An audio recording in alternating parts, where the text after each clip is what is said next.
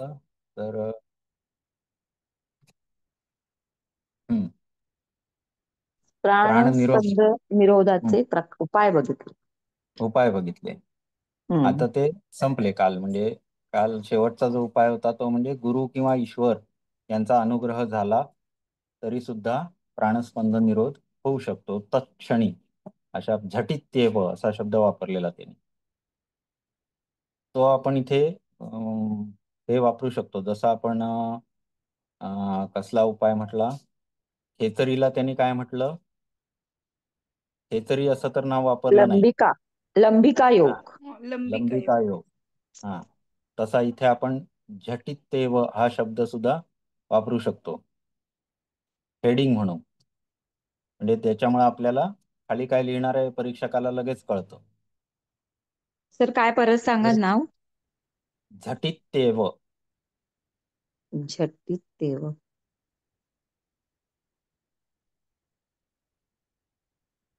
हे गुरुकृपा आणि ईश्वर ह्याच्यासाठी ना ईश्वर सर? कृपा. हा, हं. यांच्या अनुग्रहामुळे काकतालीय न्याय से झटिति ज्ञान के उद्बुद्ध होने हो जाने पर तत्क्षण ही चित्त विकल्प के उपशम से प्राण का निरोध होता है। झटित्येव यद्भूतम ज्ञानम तस्मिन् दृढ़ाश्रिते असंश्लिष्ट विकल्पांशे प्राणस्पंदो निरुध्यते। ठीक आहे, हा आपण बघून झालं. आता आपण खालती येऊया. 31वा श्लोक. उत्तम मध्यम अधिकारी यांच्यासाठीचं ज्ञान जे होतं ते सांगून झालं. आता कनिष्ठ अधिकारी जे आहेत त्यांच्यासाठी ब्रह्म म्हणजे काय हे समजवण्यासाठी याच्या पुढचं ज्ञान त्यांनी सांगितलंय. ब्रह्मज्ञान के हेतुभूत शरीर में यह प्रसिद्ध छोटा कमल सदृश हृदय रूपी घर है. आता हे जर बघितलं तर तुम्हाला आधी 2 उपनिषदांमध्ये पण हा विषय येऊन गेलाय, ज्याच्यामध्ये पुंडरीक म्हणजे कमळ आणि हृदयाचं कमळ मग त्याचं अधोमुखी असतं वगैरे ह्या गोष्टी सगळ्या झाल्यात बघा सगळीकडे. तर इथे प्रत्येक ग्रंथामध्ये जेव्हा योगाचं सांगणं आहे कसं कशा पद्धतीत त्यांनी वर्णन केलंय तर उत्तम अधिकारी, मध्यम अधिकारी आणि कनिष्ठ अधिकारी किंवा अधम अधिकारी या तिघांसाठी सुद्धा या गोष्टींचं वर्णन केलेलं आढळतं. जसं आपण म्हणतो की ज्ञानयोग. ज्ञानयोग सगळ्यांनाच करणं शक्य नाहीये. म्हणजे पतंजलीचा पहिला अध्याय वाचला आणि ब्रह्मज्ञान झालं असे होणारे किती फार क्वचित लोक असतील. मध्यम अधिकाऱ्यांसाठी त्यांनी सुद्धा काय सांगितलं? कुठला सांगितला योग? क्रिया योग. क्रिया योग. हा, आणि अधम अधिकाऱ्यांसाठी काय आहे? अष्टांग योग आहे. तशा पद्धतीत इथे पण त्यांनी सुरुवातीला सांगताना चित्ताचा नाश करा म्हणून सांगितलं. नंतर काय सांगितलं? तर प्राणनाश केल्यामुळे चित्ताचा नाश होईल. बरोबर. आणि तिसऱ्या अधिकाऱ्यांसाठी आता हृदयामध्ये म्हणजे भक्ती मार्ग थोडक्यात. तर त्या हिशोबाने पण इथे सांगतायत. बघू आपण काय काय सांगितलंय.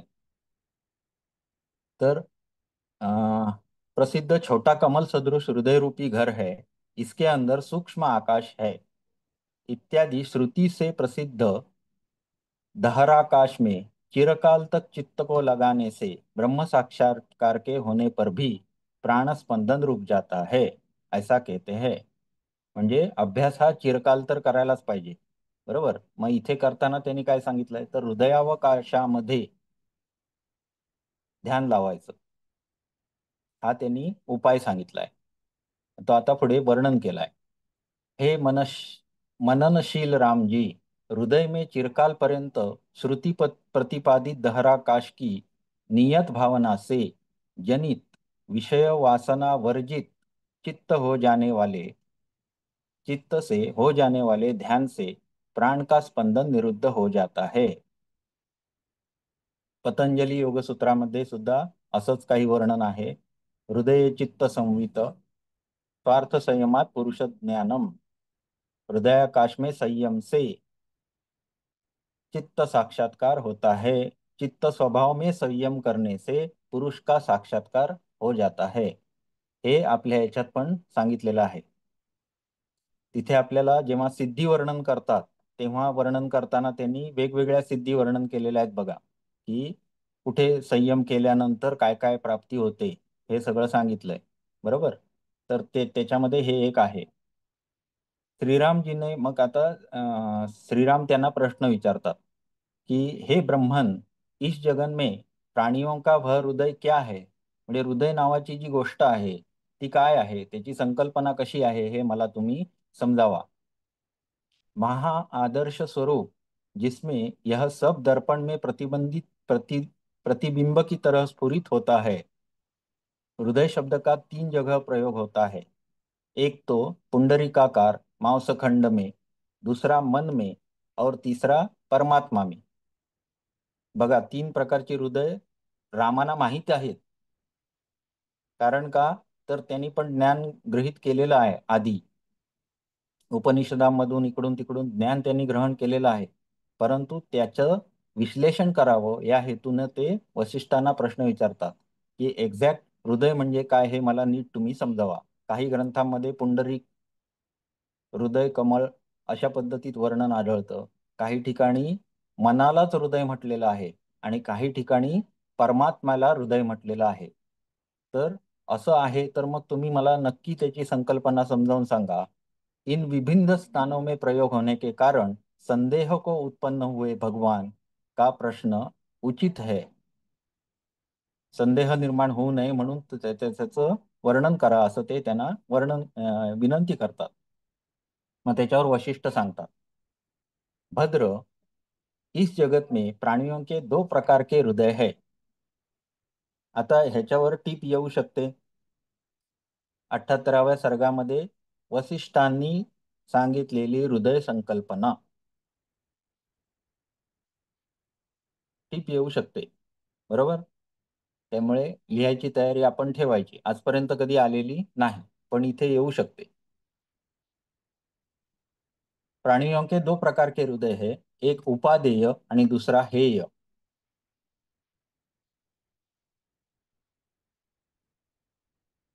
एक उपादेय, दूसरा हेय. अब आप इनका विभाग सुनिए. मांस खंड स्वरूप हृदय और मन रूप हृदय परिच्छिन्न होने के कारण उन दोनों को एक मानकर 2 विभाग यहाँ बतलाए हैं, यह समझना चाहिए. पुढे आहे वर्णन. पुढच्या श्लोकाचं हे वाचूया. हे श्रीराम जी, इयत्ता रूप से परिच्छिन्न इस देह में वक्षस्थल के भीतर शरीर में एक देश में अवस्थित जो हृदय है उसे आप हेय हृदय समजानिए. म्हणजे छातीमध्ये वक्षस्थलाच्या आतमध्ये जे हृदय आहे, ज्यालाच काय म्हटलेलं आहे, पुंडरीक रूपी हृदय. पुंडरीक असं काही ठिकाणी वर्णन केलेलं आहे. उलट्या कमळ कमळ असं उलट फुललेलं आहे अशा पद्धतीत वर्णन काही ग्रंथांमध्ये आढळतं. आता ते मांसानं बनलेलं आहे आणि असं जे मांसानं बनलेलं जे शरीरातलं हृदय म्हणून स्थान आहे वक्षस्थळाच्या आतमध्ये, त्याला काय म्हटलेलं आहे, तर हेय हृदय असं म्हटलेलं आहे. सर, याला हा. ग्राह्य हृदय सुद्धा म्हणू शकतो काय? कशाला? हेय हृदयला हेय हृदय, हा. त्याला ग्राह्य हृदय सुद्धा म्हणू शकतो का? इथे तरी नाव नाहीये, पण तुम्ही कशा अर्थानं म्हणताय? म्हणजे आपल्या ते छातीमध्ये आहे ना हृदय. हा हा. पण आपण नाव देऊन काय चालणार नाही ना. आपल्याला परीक्षेत उत्तर यांच्याच प्रमाणे द्यायला पाहिजे. ग्रंथामध्ये जसं वर्णन तसंच द्यायला पाहिजे. हा. स्वरूपादेय हृदय ग्राह्य हृदय आहे आणि हेय हृदय हे त्याज्य आहे. म्हणजे ते जे हम्म. म्हणतात ना ग्राह्य हृदय, तर उपादेय हृदय हे ग्राह्य आहे. हम्म.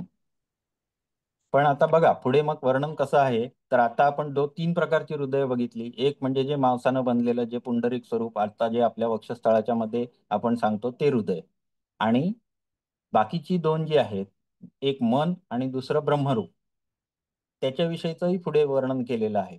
त्यामुळे त्यांचा कन्सेप्ट कसा आहे हा आपल्याला जसाच्या तसा तिथे मांडता आला पाहिजे. त्या अनुषंगानेच भाषा वापरायची. शक्यतो आपली भाषा कमी वापरायची.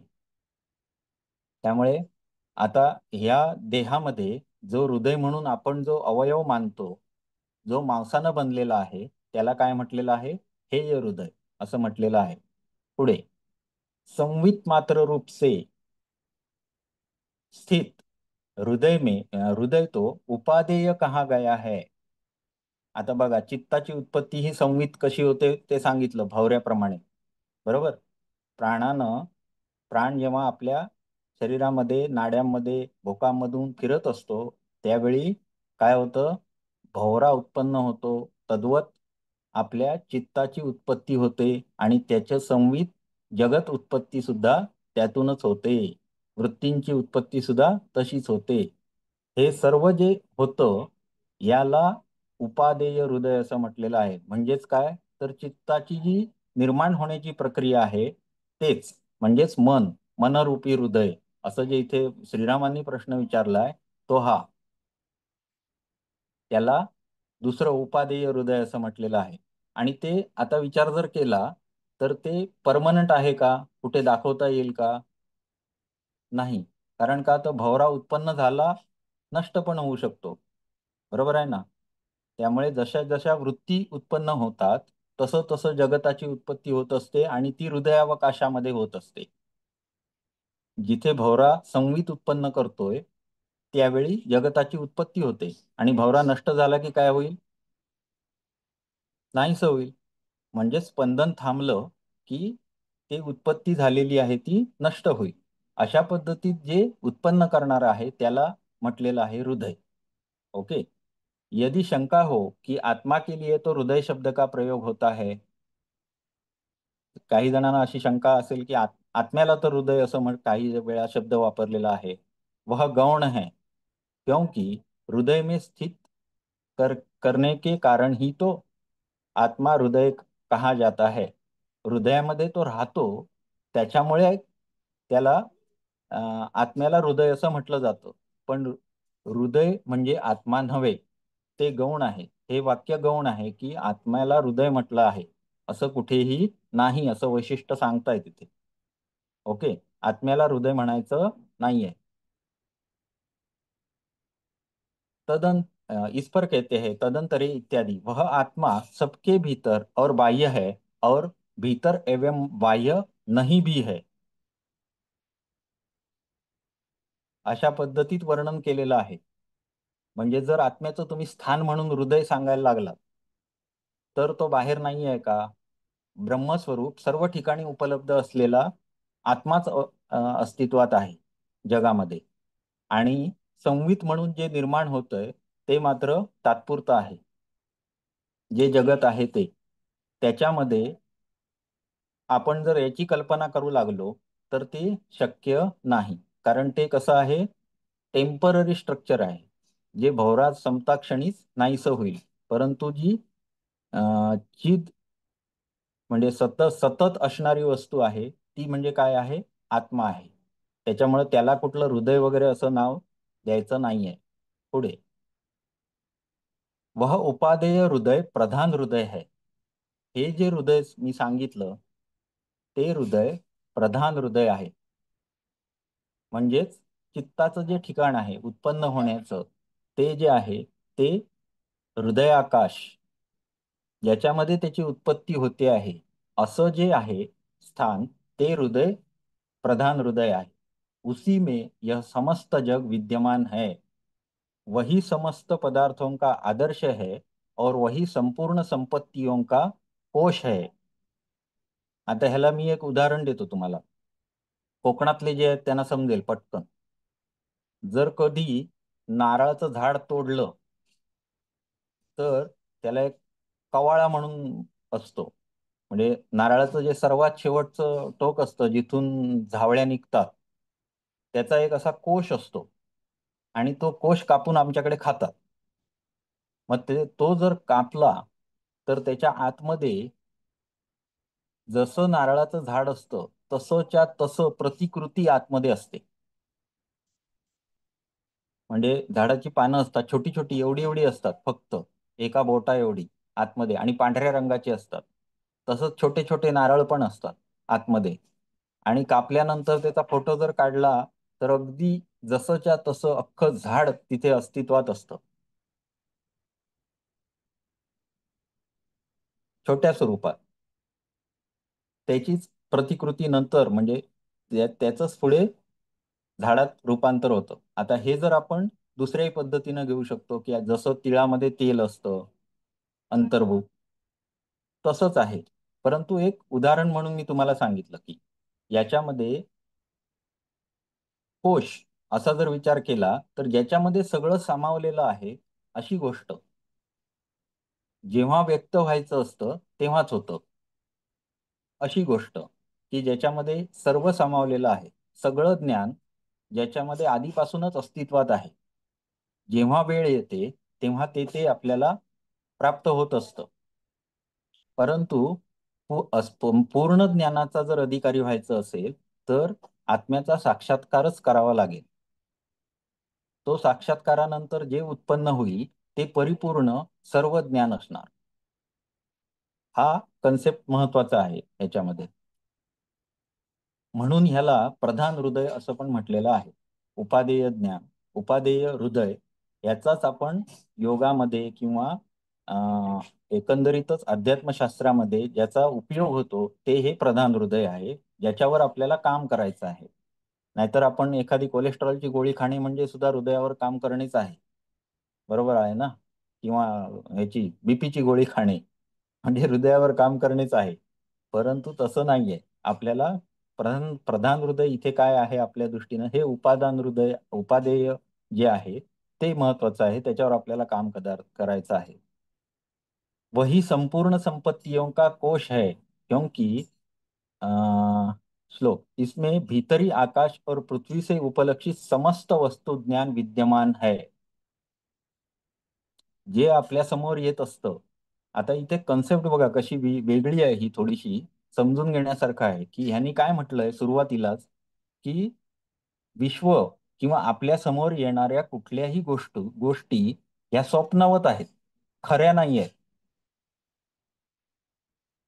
आणि त्याची उत्पत्ती कशी होते ते पण त्यांनी सांगितलंय की चित्तामध्ये संवित तयार होतं आणि त्यानंतर जगाची उत्पत्ती होते. म्हणजे माझ्यासाठी माझं जग आहे ना. मी आता इथे राहिलोय, माझ्या घरात राहतो, माझ्या घरातल्या असलेल्या व्यक्ती किंवा माझ्या संपर्कात येणाऱ्या गोष्टी या सगळ्यांपासून माझं जग तयार होतं. बरोबर आहे का खोटं आहे, चूक आहे? बरोबर आहे. आता ह्याचं आभासित्व सिद्ध केलेलं आहे त्यांनी की हे आहे हे नित्य नाही आहे, हे आभासी आहे. मग ते कसं आहे तर त्याचं वर्णन करताना सुरुवातीलाच त्यांनी चित्ताचा कसा प्राणामुळे स्पंद निर्माण होतो चित्तामध्ये, मग कसं संवित तयार होतं आणि त्याच्यामुळे हे जे जग तयार होतंय ते आभासी आहे. परंतु नित्य गोष्ट कुठे आहे, या सर्व वस्तू ज्ञान जिथे विद्यमान आहे अशी जी गोष्ट आहे ती त्यांचं इथे वर्णन केलेलं आहे की ह्या उपादेय हृदयामध्ये हे सगळं आकाश पृथ्वी से उपलक्षित समस्त वस्तु ज्ञान वस्तुजात विद्यमान आहे.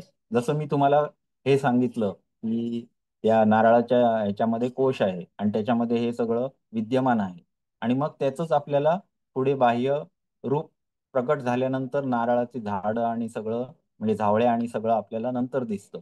परंतु आधी ते विद्यमान त्याच्यामध्ये आहे. म्हणजेच काय तर कार्यामध्ये आपला कारणामध्ये कार्य हे दडलेलं असतं. ह्या पद्धतीतलाच हा हे आहे वाद, आपण त्याला काय म्हणतो, सत्कार्यवाद. ठीक आहे, पुढे. हे श्री राम जी, संवित ही सभी प्राणियों का हृदय कहा जाता है. संवित याचा अर्थ आपण बेसिकली काय घेतला तर चित्त. चित्तामध्ये जे आभासी तयार होतं वृत्तीमुळे, ते जग जे असतं त्याला आपण, ही जी प्रक्रिया आहे ह्याला संवित असं म्हटलं. पण हे जे संवित होण्याची क्रिया आहे यालाच हृदय असं म्हटलं जातं. न कि जड़ और जीर्ण पत्थर से सदृश देह के अवयव का एक अंश हृदय कहा जाता है. न की म्हणजेच हृदयाचं मांसाचं जे हृदय आहे ते हृदय म्हणायचं नाही. म्हणायचं कशाला हृदय तर संवित, संवितालाच हृदय म्हटलेलं आहे. हे इथे यांनी स्पष्ट केलं. त्यानंतर पुढे, इसीलिए संवित स्वरूप विशुद्ध हृदय में वासनाओं से वर्जित होकर बलपूर्वक चित्त को लगाने से प्राण का स्पंदन निरुद्ध हो जाता है. आता इथे वासनाओं से वर्जित होकर, हे महत्वाचं आहे. आपल्याला करायचं काय आहे, तर समाधी स्वरूप गाठायचं आहे. जे बाकीच्या ग्रंथात म्हणजे योगा ग्रंथामध्ये जे सांगितलेलं आहे तीच संकल्पना आहे, फक्त पद्धत वेगळी आहे मांडण्याची, एवढंच आहे. आपल्याला तिथे काय करायचं आहे, वृत्तीचा निरोध करायचा आहे. इथे काय करायचं आहे, तर चित्तामध्ये, चित्त किंवा हृदय आकाशमध्ये आपली वृत्ती स्थिर करून आपल्याला काय करायचं, वृत्ती स्थिर करायलाच सांगितली इथे पण, म्हणजेच वासनाचे वर्जित होकर असंच सांगितलंय इथे सुद्धा. बलपूर्वक चित्त को लगाने से, भगवद्गीतेमध्ये सुद्धा हाच वर्णन आहे. शनै शनै हि रूपरमेत विद्या धृती गृहीत्रया, हे पण श्लोक तिथे आहे. हळूहळू प्रयत्न करा आणि दृढपूर्वक प्रयत्नांती अभ्यासानेच ही गोष्ट साध्य होणार आहे. हे पण तिथे पण हेच सांगितलेलं आहे. सर्वांनी अशा पद्धतीतच वृत्तींचा निरोध करायला आपल्याला शिकवलेला आहे. आणि वृत्तींचा निरोध हाच एकंदरीत विचार करता इथे प्राण का स्पंदन निरुद्ध हो जाता है असंच म्हटलेलं आहे इथे. विशुद्ध हृदय में वासनाओं से वर्जित होकर बलपूर्वक चित्त को लगाने से प्राण का स्पंदन रुक जाता है, निरुद्ध हो जाता है. शब्दांचा जरी फेरफार असला तरी बेसिक्स काय आहेत हे तसेच राहिलेले आहेत बघा इथे सुद्धा.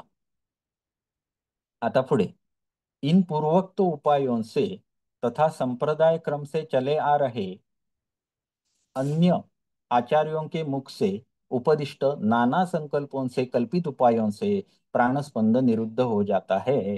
हे पण त्यांनी इथे सांगितलं की जरी तुम्ही उद्या हठ ग्रंथ घेतले आणि त्यांच्या अनुषंगाने जरी अभ्यास केला तरी सुद्धा प्राणस्पंद निरुद्ध करणे हेच काम होणार आहे, ज्याच्याने चित्ताची उत्पत्ती, संविताची उत्पत्ती ही थांबली जाणार आहे आणि त्यानं आपल्याला प्राणस्पंद निरुद्ध झाला हेच सिद्ध होणार आहे असंच ते सांगतात. नानाविध उपाय, इतर पूर्वोक्त उपाय असतील, या ग्रंथ जेव्हा लिहिला त्याच्या आधीचे कोणी सांगून ठेवलेले उपाय असतील किंवा संप्रदाय क्रमाने जरी आचार्यांनी कुठल्या सांगून ठेवले असतील, ते उपायांनी जरी तुम्ही प्रयत्न केले तरी सुद्धा प्राणस्पंद निरुद्ध होतो, अशाच पद्धतीत वर्णन केलंय.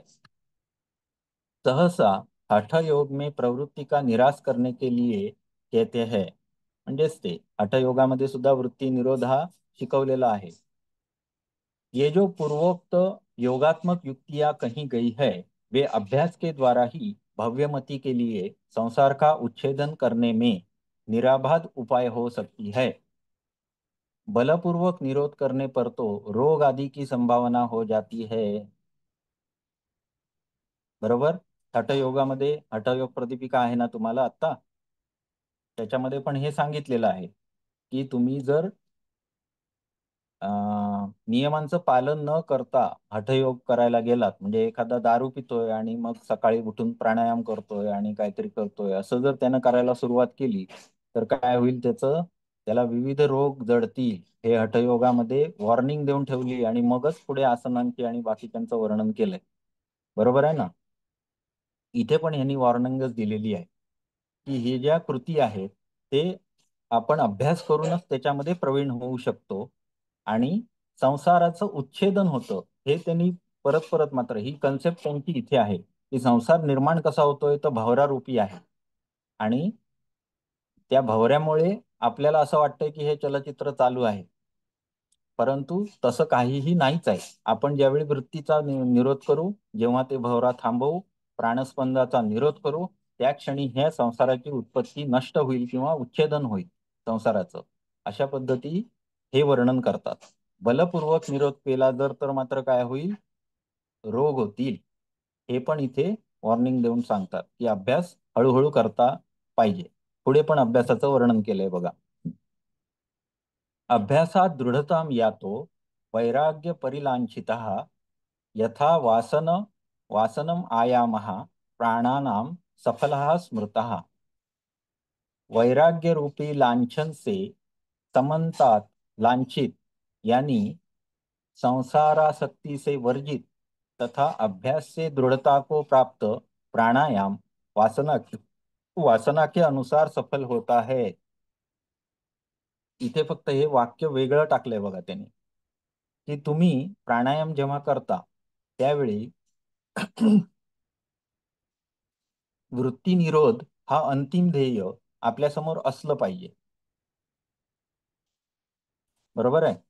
जेव्हा वृत्ती निरोध हे आपण आता जे काही बघतोय प्राणायामाचं स्वरूप, त्याच्यामध्ये आपण काय ऑक्सिजन भरपूर शरीरामध्ये गेला पाहिजे, मग प्रत्येक टिश्यू प्रफुल्लित झाली पाहिजे आणि हे आणि ते भरपूर काय काय आपण त्याला सायंटिफिक रिझन्स लावतो आणि प्राणायाम करतो. परंतु प्राणायामाचं बेसिक्स फल काय आहे, तर आपला मनाचा एकाग्रता वाढवणे. बरोबर आहे. आणि ती वाढवायची आहे तर कशाला वाढवायची आहे, त्यातून निर्माण काय होणार आहे, फलश्रुती. तर आपला जो एकाग्रतेचा कालावधी आहे तो वाढत जाईल. वृत्तींचं उद्भवणं जे आहे ते आपल्याला कमी करता येईल. हा प्राणायामाचा उद्देश आहे. बरोबर आहे. हे आपल्याला हे करून चालणार नाही. म्हणजे योगाचे हे बेसिक्स टाकून देऊन अजिबात चालणार नाही. वासना के अनुसार सफल होता है, यानी जिस समय जैसी वासनाएं होती है उस समय उन उन वासनाओं का निरोध करके सफल होता है. त्याच्याबरोबर वैराग्य पण पाहिजेच. आपले अष्टांग कशी कशी आहेत बघा. प्राणायामानंतर कुठलं आहे? प्रत्याहार. प्रत्याहार हा कंपल्सरी आहे. वैराग्य हे प्रत्याहाराचं स्वरूप आहे. वैराग्य म्हणजे काय? वासनापासून अलग राहणे. आणि प्रत्याहार म्हणजे काय? तर विषयांपासून अलग होणे. विषय म्हणजे ज्ञानाचे, म्हणजे ज्ञानेंद्रियांचे जे आहेत ते विषय, त्यांच्यापासून अलग होणे. वासना आहे त्या इंद्रियांच्या आहेत, त्याच्यापासून विलग होणे हे पण आहे. जिस जिस समय जैसी जैसी वासनाएं होती है उस समय उन उन वासनाओं का निरोध करके सफल होता है. तथा मुमुक्षा की वासना होने पर, हे पण लक्षात घ्या, मुमुक्षा म्हणजे काय? मोक्षाची इच्छा असणारा. हा, मुक्तीची इच्छा ठेवणारा. ज्या ज्यावेळी ज्या ज्या वासना निर्माण होतात त्यांच्या निरोधाचं निरोध करके सफल होता है, अथवा मुमुक्षा की वासना होने पर मोक्ष रूप फल से और भोग की वासना होने पर तत्त विचित्र फलभोग सिद्धि रूप फल से सफल होता है. हे लक्षात घ्यायचं आहे. त्यांचं म्हणणं कसं आहे की जे आपण प्राणायाम करणार किंवा प्राणाचा अभ्यास करणार त्याच्यामुळे कसं होणार, संवित निर्माण जे होतंय त्याच्यामध्ये आपण बाधा घालतोय आपल्या परीने, प्राणस्पंद निरोध करून. बरोबर आहे. आता जे चित्र तयार होतंय ते संसार रूपी चित्र आहे. बरोबर आहे. संसाराचा उद्गमच तिथून झालेला आहे. आता हे जे चित्र आहे, हे चित्र जर तुम्ही कामना रूपी ठेवलं तर तुम्हाला तशा पद्धतीत चित्र दिसायला लागेल. आणि जर तुम्ही मुमुक्षु असाल तर तुम्ही आत्म्याचं चित्र पण बघू शकाल, मोक्षाकडे घेऊन जाईल. आणि जर तुम्ही भोगरूपी वासनात जर मनात कामना ठेवून हे चित्र निर्माण करायचा प्रयत्न केलात तर तसं चित्र पण तुम्हाला दिसायला लागेल, असं हा ग्रंथ सांगतो. आलं लक्षात? आता चित्ताची दोनच कामं कुठे सांगितलेली आहेत? योग दर्शनामध्ये पण सांगितलेली आहेत. एक काय? भोग, आणि दुसरं अपवर्ग. भोगापवर्गार्थम चित्तम. बरोबर आहे. तिथे पण सांगितलेलं आहे. सेम इथे आहे. फक्त इथे एवढीच संकल्पना आहे की संसार हा किंवा जे आपल्याला दिसतं ते दृश्य हे नित्य नाही. आणि ते निर्माण होतं कुठून? होतं आपल्याच चित्तापासून निर्माण होतं. आली कन्सेप्ट लक्षात आली? व्यवस्थित कळलंय? हा ग्रंथाचं हे वैशिष्ट्य आहे की याच्यामध्ये त्यांनी संसाराला काय मानलं? कल्पना मानली, किंवा आपलं आपण निर्माण करतो असं सांगितलं. पुढे भ्रांती सांगितलेली आहे. हा, भ्रांती आहे म्हणजे काय? तर हे जे दिसतंय हे खरं नाहीये. भ्रांती म्हणजे, बरोबर ना? आणि ते आपण निर्माण करतो. त्याची निर्मिती आपल्या ठिकाणी होते प्रत्येकाच्या, असं त्यांचं म्हणणं आहे. पुढे अतएव तत्तत् सिद्धिरूप फलभेद के लिए, म्हणजे एकंदरीत आपण भोग आणि अपवर्गामध्ये चित्तानं कशा पद्धतीत संसार निर्माण करू शकतो आपण हे बघितलं. म्हणजे आदर ते भोगाकडे जाईल किंवा अपवर्गाकडे जाईल. बरोबर. पुढे अतएव तत्त सिद्धिरूप फलभेद के लिए पतंजल शास्त्र में भ्रू मध्य आदि स्थान भेद से धारणाओं के भेद बतलाए गए हैं. आता इथे त्यांनी ह्याचा आधार घेतलाय. कोणाचा? पतंजली योगशास्त्रामध्ये पण हे सांगितलेलं आहे की तुम्ही कशा पद्धतीत ज्ञान मिळवायचं जर म्हटलं तर एखाद्या विषयामध्ये आपण धारणा करून ध्यान करून आपण स्वतःला सिद्धी प्राप्त करून घेऊ शकतो. हे त्यांनी तिथे सांगून ठेवलंय. उदाहरणार्थ काय? तर नाभीचक्रे कायव्यूह ज्ञानम. जर नाभीचक्रावर धारणा करून ध्यान करून आपल्याला काय कुठली सिद्धी प्राप्त होईल? तर या शरीराची सगळी रचना कशी आहे त्या सगळ्याचं ज्ञान आपल्याला होईल. कायव्यूह ज्ञानम. कंठकूपे क्षुत पिपासा निवृत्ती ही. कंठकूपात जर ज्ञान केलं तर आपल्याला काय होईल? क्षुत आणि पिपासा यांची निवृत्ती होईल किंवा नाहीसे होतील. कूर्मनाड्याम स्थैर्यम मूर्ध ज्योतिषी सिद्ध दर्शनम. अशा पद्धतीत वेगवेगळे सिद्धी त्यांनी सांगितल्या. तर अशा पद्धतीत भव आणि परमार्थ या दोन्ही गोष्टी आपण सिद्ध करू शकतो हे त्यांनी वर्णन केलंय. याच चित्ताचा वापर करून एकाग्रतेने आपण या दोन्ही गोष्टी सिद्ध करू शकतो. म्हणजे सिद्धी पण मिळवू शकतो आणि मुक्ती पण मिळवू शकतो. आपण कशा पद्धतीने याचा वापर करायचा ते आपण ठरवायचं आहे. पुढे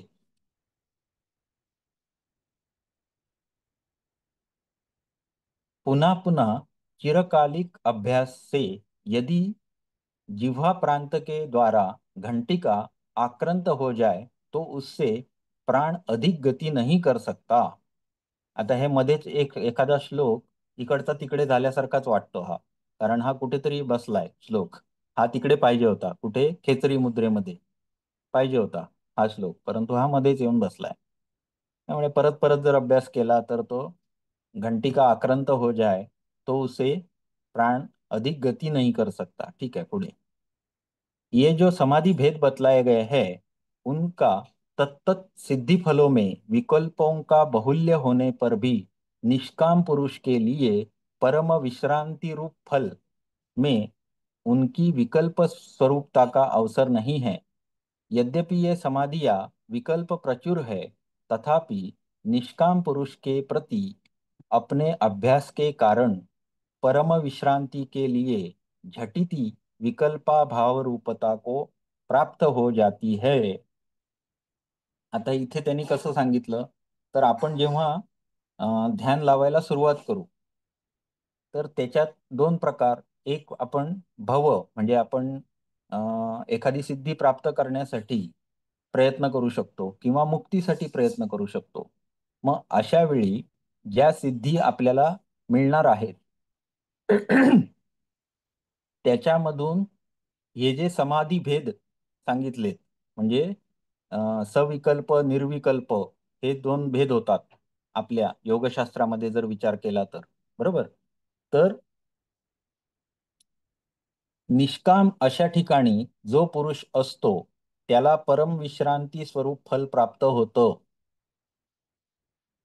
आता या ठिकाणी जर सकाम असेल तर त्या त्या सिद्धीचा वापर करण्याची कामना त्याच्यामध्ये आहे म्हणून तो ते करतोय आणि ती सिद्धी तो प्राप्त करतोय. कारण का? तर कुठल्या तरी कामनेनं ती त्याला आहे निर्माण झालेली. परंतु जे सिद्ध पुरुष किंवा जे योगी यांची कामना सुद्धा नाही करत असे निष्काम असतात त्या पुरुषांना याची काही गरजच नसते.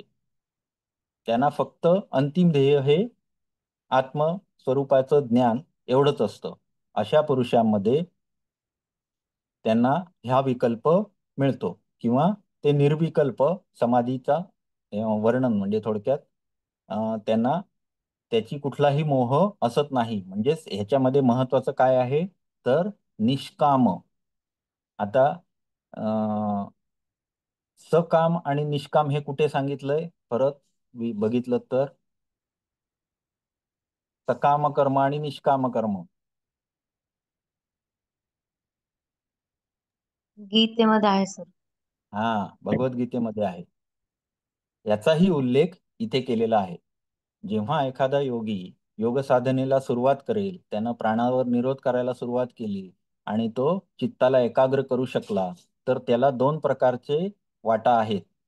एक म्हणजे तो सकाम भावनेने सिद्धी प्राप्त करू शकतो, त्याच्यामध्ये गुरफटू शकतो.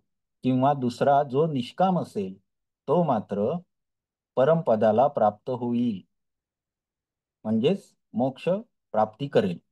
अशा पद्धतीत ह्या श्लोकाचा अर्थ आहे. पुढे, हे श्री रामचंद्र जी, अभ्यास से ही पुरुष आत्मा में रमण करने वाला वीत शोक भीतरी सुख से पूर्ण होता है, अन्य उपाय से नहीं, इसलिए आप अभ्यासवान हो जाइए. अशा प्रकारचा श्लोक कुठे आहे सांगा बघूया अजून.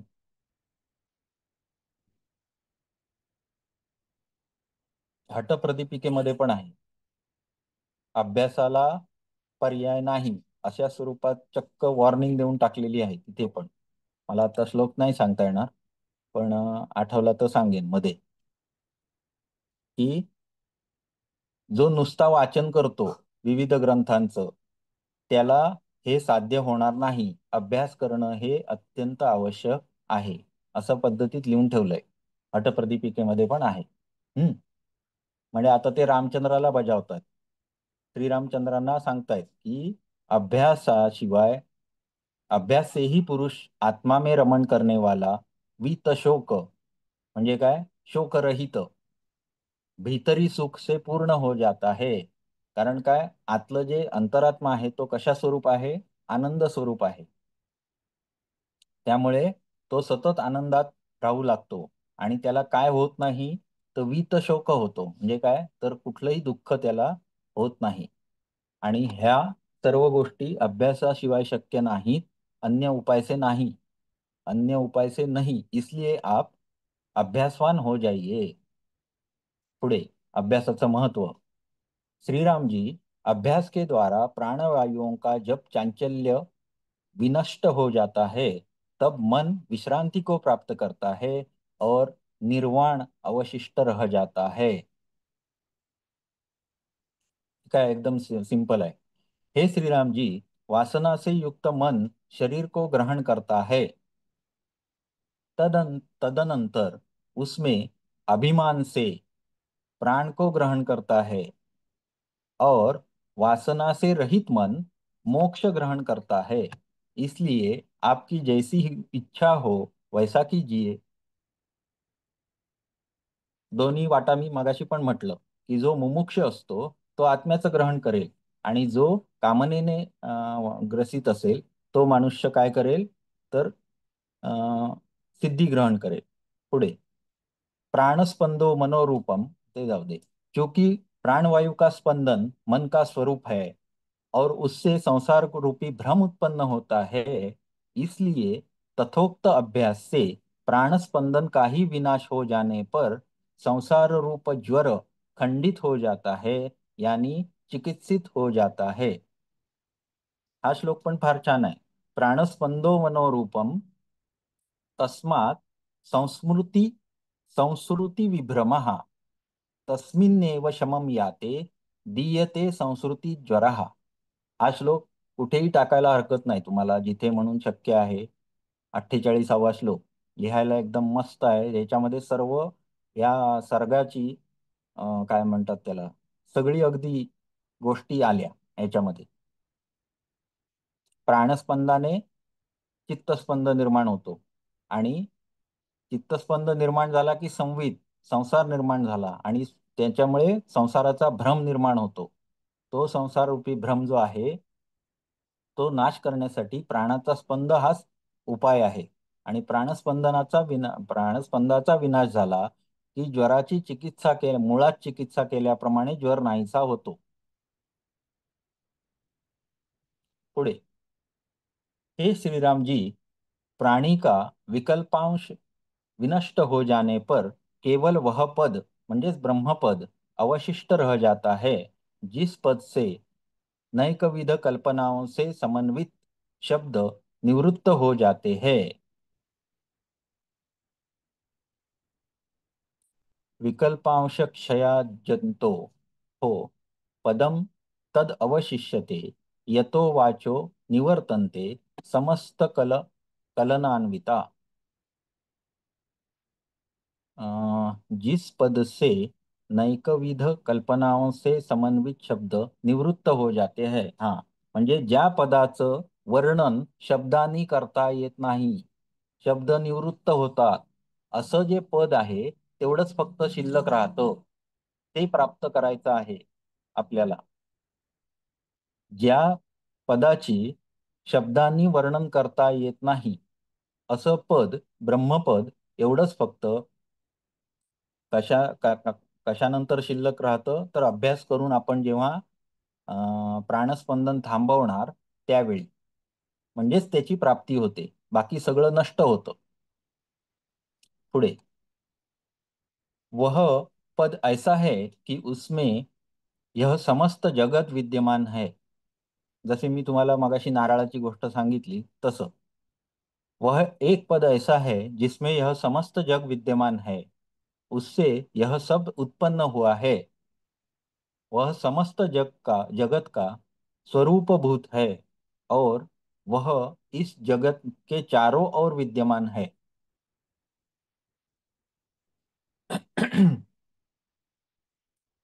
ब्रह्म हे सर्व संसारात आणि सर्व पदार्थामध्ये अंतर्भूत आहे, अशी संकल्पना वेदांतामध्येही सांगितलेली आहे. ह्याही ग्रंथामध्ये हीच संकल्पना मांडलेली आहे की या सर्वाच्या मुळाशी एकतत्व आहे आणि ते म्हणजे ब्रह्म आहे.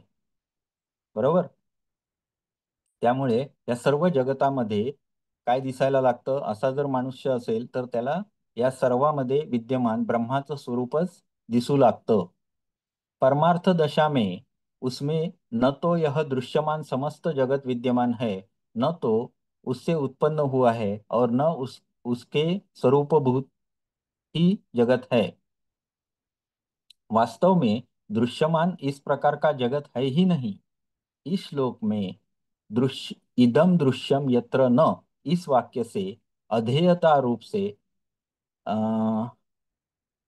इससे तादात्म्य संबंध से जगत में सच्चिदानंदात्म संबंध का निषेध करने से किसी अंश से भी जगत और ब्रह्म का सदृश्य नहीं है, यह सूचित हुआ.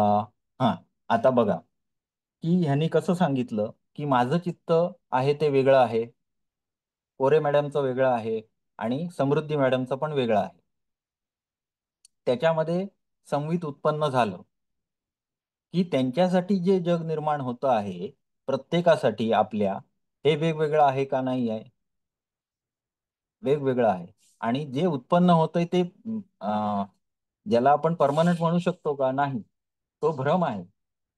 ती संकल्पना ह्यांची अशी आहे. आलं का लक्षात? परंतु जे ब्रह्मपद आहे आणि त्याच्यामध्ये असणारं जे जगत आहे ते मात्र कसं आहे? यथार्थ आहे. आणि त्याचा आणि आपण गेले दृश्य जे निर्माण केलेलं आहे, जो भ्रम आहे, त्याचा आणि ह्याचा काही संबंध नाहीये. हे जगत जे आहे ते निर्माण केलं ब्रह्मानेच. परंतु त्या जगाचा आणि आपण जे बघतो आहे त्याचा परस्परांशी काही संबंध नाही. ते दोन वेगळी गोष्टी आहेत. आपण जे आपल्यापुरतं संवित निर्माण करतो आणि जगाची निर्मिती करत असतो, परंतु जेव्हा तुम्ही ब्रह्मपद अनुभवाल त्यावेळी तिथे तुम्हाला जे ज्ञान होईल त्यामध्ये या सर्व जगाची उत्पत्ती कशी झाली आहे हे कळेल आणि जे जग तुम्हाला तिथे दिसेल ते खरं यथार्थ जग असेल. आलं लक्षात? नुसतं जे ओके. शाश्वत जग आहे ते. हा, अतएव विनाशित्व आदि धर्मों से युक्त जगत में कोई भी ब्रह्म का दृष्टांत नहीं है, ऐसा कहते हैं. यह जगत विनाशी, विकल्प स्वरूप तथा अनेक विध गुणों से युक्त है, इसलिए समस्त गुणों से वर्जित उस आत्मा का इस जगत में कोई भी सदृश दृष्टांत दिखाई नहीं पड़ता. आपण आत्मा कुठे आहे दाखवा असं म्हटलं तर आपल्याकडे काय आहे सांगायला? काही नाही. बरोबर आहे ना? विज्ञानवादी लोक या गोष्टीचं आपल्याला हे करतात, परंतु इथे त्यांनी उत्तर दिलंय की असं का नाही आहे. तर आपल्याकडे जे आपण जग म्हणून मानतो आहोत ते भ्रांतीच आहे. त्याच्यामध्ये जर तुम्ही आत्मा शोधायला गेलात तर कसा मिळणार? त्यामुळे त्याचा कुठलाही दृष्टांत आपल्याला दिसत नाही. यदि शंका हो कि इस जगत में ब्रह्म का कोई भी सदृश दृष्टांत नहीं है तो उसका परिचय कैसे होगा? तो इस पर कहते हैं, नित्य उदित स्वरूप यह चिति रूपी चंद्रिका समस्त शालियों, शाली म्हणजे धान्य, षष्टिशाळी असं म्हणतात, म्हणजे थोडक्यात हे तांदूळ की जे पीक 60 दिवसामध्ये उगवतं. 60 दिवसानंतर कापून त्याचे तांदूळ करता येतात. असं जे आपण भात लावतो ते शाळी. हं?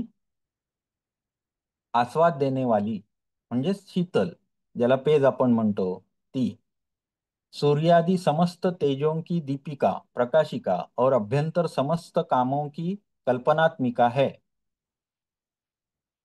आता हे चित्ताविषयी बोलतायत हा. चिती रूपी चंद्रिका. पुढे निष्कर्ष यह निकला कि रूप रस आदि को विषय करने वाली बाह्य वृत्तियों की त्रिपुटी की तथा अभ्यंतर कामादि वृत्तियों की त्रिपुटी की भासक होने से इस चितिरूपी चंद्रिका का परिचय करना चाहिए. स्वतःच्या चित्तामध्ये मन लावा असं त्यांनी सुरुवातीला सांगितलंय. बरोबर आहे ना? आपण अधम अधिकाऱ्यांसाठीचा काय करायला पाहिजे त्यांनी हे आपण बघतोय. बरोबर. मग त्याच्यामध्ये त्यांनी सुरुवातीला काय सांगितलं की हृदयावकाशामध्ये जिथे आपल्या चित्ती शक्ती आहे किंवा जिथे आपल्याला मन लावायचं आहे ती जागा त्यांनी तिथे सांगितली आणि तिथून हे सगळ्याचे म्हणजे सगळं आता वर्णन जे काय होतंय ते सगळं आलंय. ह्या वर्णनामध्ये आपल्या ज्या वृत्ती डेव्हलप होत आहेत कुठून होत आहेत त्याच्या पाठी जाऊन जाऊन आपण चित्त म्हणजे काय याची जाणीव करून स्वतः घेणं आवश्यक आहे आणि त्याचा परिचय करना चाहिए. आता इथे त्रिपुटी वगैरे हे जे शब्द वापरलेत ना यांची मला काहीही माहिती नाही आहे. मी सरांना विचारेन, जर समजलं तर तुम्हाला पण सांगेन. सर पण असतील बहुतेक. आहेत काय? काल होते. ठीक आहे. आपण हा एवढा पार्ट आहे ना, उद्या मी सरांना पण विचारेन. काही ह्याच्याविषयी कळलं तर अजून तुम्हाला सांगेन. हं?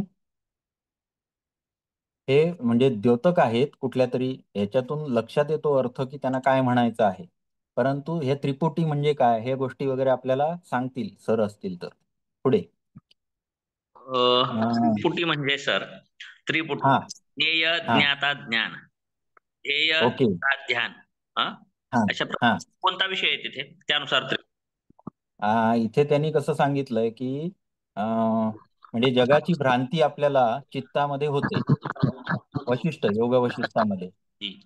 आणि निष्कर्ष यह निकला की म्हणजे त्यांनी अधम अधिकाऱ्यांसाठी योग कसा करायचा की जेणेकरून त्यांच्या वृत्ती थांबतील, प्राणस्पंद निरोध होईल हे सांगताना ते सांगतात. निष्कर्ष यह निकला कि रूप रस आदि विषयों का आदि को विषय करने वाली बाह्य वृत्तियों की त्रिपुटी की तथा अभ्यंतर कामादि हा वृत्तियों की त्रिपुटी हेच की भासक होने से हो इस हो चित्त हो रूपी चंद्रिका का हम्म परिचय करना चाहिए. हम्म हो हो म्हणजे हा त्रिपुटी वृत्तीची म्हणली कशी हा, कोणकोणते अभ्यंतर तीन विषय वृत्ती. घेतलेत वाटतं कशा कशाची सांगितले हा, हा बाह्य आणखी वृत्तियों की कशाची त्रिपुटी, त्रिपुटी बाह्य वृत्तियों की त्रिपुटी आणि कामादी वृत्तियों की त्रिपुटी यांची भाषक चित्त आहे. कामादी हा भोगता म्हणजे व्यक्ती भोगणारा भोगता हा हा भोग अं, भोग आणि भोग्य हे बर. त्रिपुटी भोगाची वासनेची तसं हम्म वृत्तीच ज्ञेय ज्ञेय वस्तू ज्ञाता हम्म म्हणजे तो असणारा आणि हम्म झालेल्या युगात दोन्हीच्या संबंधात निर्माण झालेलं ज्ञान तर हा या स्थितीमध्ये हे त्रिपुटीचं होतं त्रिपुटी राहत नाही जसं संयम आपण धारणा हा ध्यान समाधी बरोबर. धारणे विषय तो तीन पैकी एक विषय गळून जातो ध्यानाच्या ठिकाणी. पुन्हा ध्यानही बरोबर. गळतं. हा, असं एकत्रीकरण बरोबर. होत जसं समाधी आहे, धारणा, ध्यान, समाधी, हम्म, तसं हम्म, ध्येयाकारच वृत्ती होणं. हम्म, हम्म, ध्यान पण आणि ध्याता पण तिथे नष्ट होतो. हम्म. फक्त हा, एकाकारच वृत्ती होते. ओके, हे ओके, एकाकारच समजलं. होते. तद्रुपता, हम्म, हम्म, तद्रुप. बरोबर बरोबर. आहे. म्हणजे हो, हो. नदे नाळ सगळं एकदा सागराशी मिळाले की काहीच भेद राहत नाही. हम्म, हम्म, हम्म, म्हणजे स्वरूपाशी मिळणं. तदा दृष्टो हम्म, स्वरूपे हम्म, अवस्थानं. बरोबर. हे पण म्हणून वेदांतानी योगाला एकत्रीकरण करतात असं याच अर्थाने. तर हे त्रिपुटी भेदन होते. म्हणजे त्रिपुटी राहिली म्हणजे भेद आहे. हा, म्हणजे भोगता वेगळा आहे, भोग्य वस्तू वेगळा आहे आणि भोग वेगळा आहे असं होतं. म्हणजे बरोबर, बरोबर. भोग्य वस्तू आहे आणि त्या हम्म, वस्तूचा घेणारा मी भोगता आहे. हम्म, हा, आणि माझ्यात ह्या दोघांमधून काय संबंधातून भोग निर्माण झाला. परंतु या स्थितीला प्राप्त झाल्यानंतर वृत्तीचा निरोध किंवा ह्या हम्म, वृत्तीचा इथे प्राणस्पंद म्हणा किंवा हम्म, ब्रह्मा ऐक्य झालं, तर त्यावेळेस हे हम्म, त्रिपुटीचं भेदन होतं. बरोबर. ज्ञेय, ज्ञाता, ज्ञान. आता जसं भूक म्हणलं, आता ज्ञेय, ज्ञेय काय आहे? ह्या वस्तूचं, ज्या वस्तूचं ज्ञान घ्यायचं ते ज्ञेय वस्तू झाली, म्हणजे ध्येय हम्म, म्हटल्यासारखं. हम्म, ज्ञेय, ज्ञान करून घेणारा तो ज्ञाता, आणि हम्म, दोन्हीच्या संबंधातून निर्माण झालेलं ज्ञान. बरोबर. परंतु ज्ञेयाकारच वृत्ती होणं म्हणजे एकाकार वृत्ती होणं तिथे. ज्ञेय, हम्म, ज्ञाता, ज्ञान. ध्येय, हम्म, ध्याता, ध्यान. हम्म, परत भोक्ता, भोग्य, भोग. हा, अशा त्रिपुटीचं इथे भेदन सांगितलेलं आहे. ठीक आहे. मस्त, मस्त. Thank you sir. हा, आता पुढचा श्लोक घेऊया. म्हणजे थोडक्यात आपण जे ध्यानाचं स्वरूप सांगितलं त्याच्यामध्ये ह्या सगळ्या गोष्टी आल्या. इष्ट निष्ठ आदि कर्मों का फल ईश्वर से प्राप्त होता है, क्योंकि इसी अर्थ में युक्ति है। इस न्याय से तथा विचित्र कर्म फलों के उदय और क्षय के प्रति निमित्त रूप होने से भी इसका परिचय करना चाहिए। ऐसा कहते हैं कि यस्मात्, म्हणजे तो श्लोक, कल्प वृक्ष स्वरूप उसी आत्मा से ये अनेक संसार फलों की पंक्तियों, जो अनेक प्रकार के रसों से परिपूर्ण है, निरंतर उत्पन्न और विनष्ट होती है। हाँ, म्हणजेच भ्रांती, जगाची जी भ्रांती कल्पना त्यांनी केलेली आहे त्याचं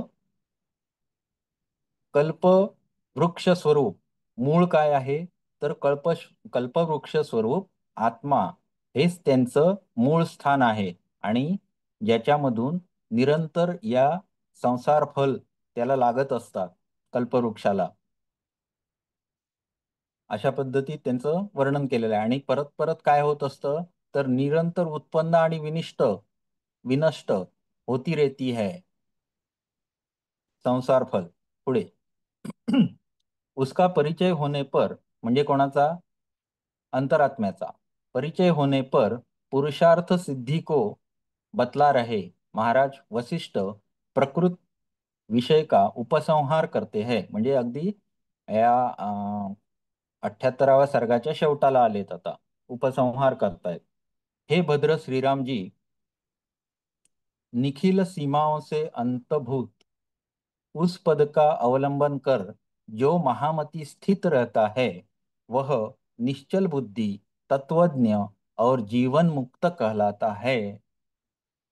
म्हणजे जो पुरुष या वरील सांगितलेल्या उपायांनी, प्राणस्पंद निरोधानी, चित्त निरोधानी, जो आपल्याला कामविरहित होऊन, सकामाने नाही निष्काम होऊन जो स्थित होतो, कशामध्ये, तर ब्रह्मतत्वामध्ये किंवा आत्मतत्वामध्ये स्थित होतो, त्या पदाची ज्याला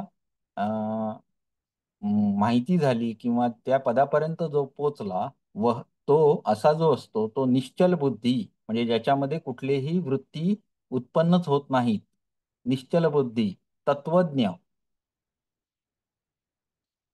मूळ तत्व त्याचं ज्ञान, या तत्वज्ञ, और जीवन मुक्त कहलाता है. जीवन मुक्त, हे तीन शब्द, निश्चल बुद्धी, तत्वज्ञ आणि जीवन मुक्त. आलं का लक्षात? परत परत त्याला जीवनामध्ये यावं लागत नाही. पुढे इत्यार्षे श्री वासिष्ठ महारामायणे वाल्मीकीये मोक्षोपाये उपशम प्रकरणे योगवर्णनम नाम अष्टसप्ततितम सर्गः। हे श्रीराम जी, जिस महात्मा की समस्त कामोपभोग की इच्छाएं निवृत्त हो गई है, म्हणजेच तो कुठलीही साधना करेल ती सकाम असेल का? नाही, निष्काम असेल तेव्हाच त्याला ते प्राप्त होणार आहे, लक्षात घ्या।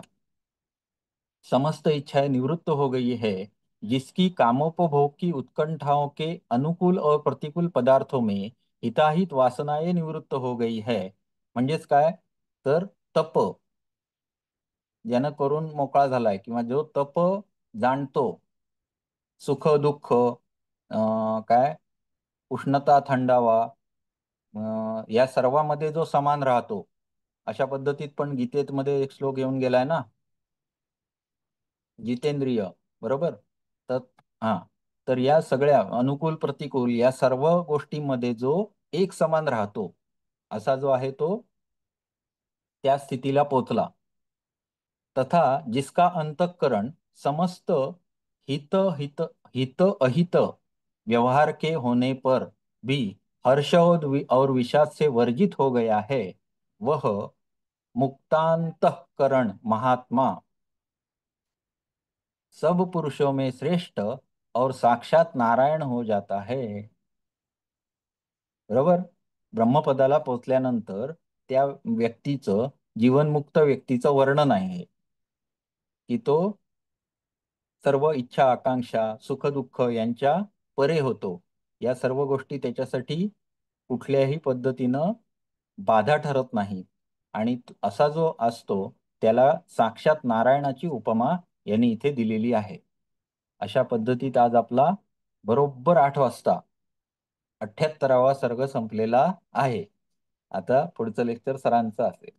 ओके, हरिओम। आपण पुढचा सर्ग घेऊया पुढच्या आठवड्यामध्ये। कुठला आहे आता?